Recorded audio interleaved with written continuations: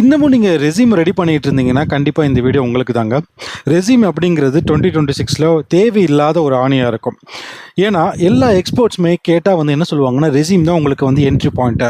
அதில் நிறைய skills add பண்ணணும், ரெஸ்யூம்ஸில் அப்படி பண்ணணும், எப்படி பண்ணணும் அப்படின்னு சொல்லுவாங்க. அதெல்லாம் எதுவுமே தேவையில்லை. ஏன் அப்படின்னா, இப்போ உள்ள 99.9% ரெஸ்யூமை அழகாக ChatGPT கொடுக்குறாங்க, என்னென்ன வேணும்னு கேட்குறாங்க, அது ஒரு ரிவ்யூ பண்ணி ஒரு ரெஸ்யூம் கொடுக்குது. பட் ஹெச்ஆர் அந்த ரெஸ்யூம்ஸை வாங்கி பார்க்குறாங்களா அப்படின்னு கேட்டிங்கன்னா 90% ஹெச்ஆர் அதை பார்க்குறதே இல்லை. ஏன்னா அவங்களுக்கும் தெரியும் இது முழுக்க ChatGPTனால ரெடி பண்ணப்பட்ட ரெஸ்யூம் அப்படின்னு சொல்லிட்டு. அப்படின்னா ரெஸ்யூம் தான் என்ன தான் இருக்கணும். ஸோ அப்படின்னா இதுதான் என்ட்ரி பாயிண்ட் அப்படின்னு கேட்டிங்கன்னா ரொம்ப சிம்பிள் தாங்க. நீங்கள் ரியல் டைம் பண்ண ப்ராஜெக்டை ஒரு சம்மரி மட்டும்தான் ஹெச்ஆரும் கேட்குறாங்க. அந்த சம்மரியை நீங்கள் ChatGPT கொடுத்து அதை நீங்கள் ரெஸ்யூமாக எடுத்து வச்சுக்கிட்டாவே போதுமானது தான். எக்ஸ்ட்ரா ஃபிட்டிங்ஸு, அப்புறம் ஃபுல்லாக ஏஐ சொல்கிறது, இதெல்லாம் எதுவுமே தேவையில்லை. நீங்கள் எக்ஸ்பர்ட் யார்கிட்டையுமே எதுவுமே கேட்க வேணாம். நீங்கள் ஃப்ரெஷராக இருந்தீங்கன்னா என்ன லேர்ன் பண்ணீங்க, எக்ஸ்பீரியன்ஸாக இருந்தீங்கன்னா என்னென்ன ப்ராஜெக்ட் பண்ணீங்க, அதை மட்டும் ChatGPT கொடுங்க.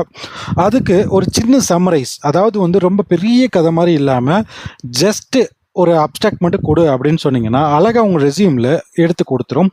1 பேஜ் ரெஸ்யூமே போதுமானது தான். சப்போஸ் நீங்கள் எக்ஸ்பீரியன்ஸாக இருந்தீங்க 10+ இருந்தீங்கன்னா 2 பேஜ் வரும்.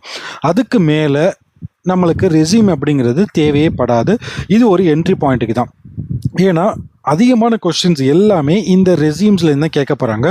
ஸோ உங்களுக்கு தெரிஞ்சதை மட்டும் அதில் ஆட் பண்ணுங்கள். ஏஐ சொல்லுது, எக்ஸ்பர்ட்ஸ் சொல்கிறாங்க அப்படின்னு சொல்லிட்டு எல்லாத்தையும் ஆட் பண்ணாதீங்க. முதல்ல இந்த நம்மளோட பர்சனல் டீட்டெயில், லைக் எனக்கு ஹாபிஸ் அது பிடிக்கும் இது பிடிக்கும், அதுக்கப்புறம் எனக்கு இந்த ஊர் அந்த ஊர், அந்த மாதிரி கதையெல்லாம் விட்டுட்டு என்ன பண்ணியிருக்கீங்க, என்ன தெரியும், உங்களால் என்ன பெனிஃபிட் கம்பெனிக்கு அப்படிங்கிறது மட்டும் அழகாக ஷார்ட் அண்ட் ஸ்வீட்டாக நீங்கள் ஏஐட்ட சொன்னீங்கன்னா அதுவே கொடுக்க போகுது. அது மட்டும் இருந்தால் போதும்.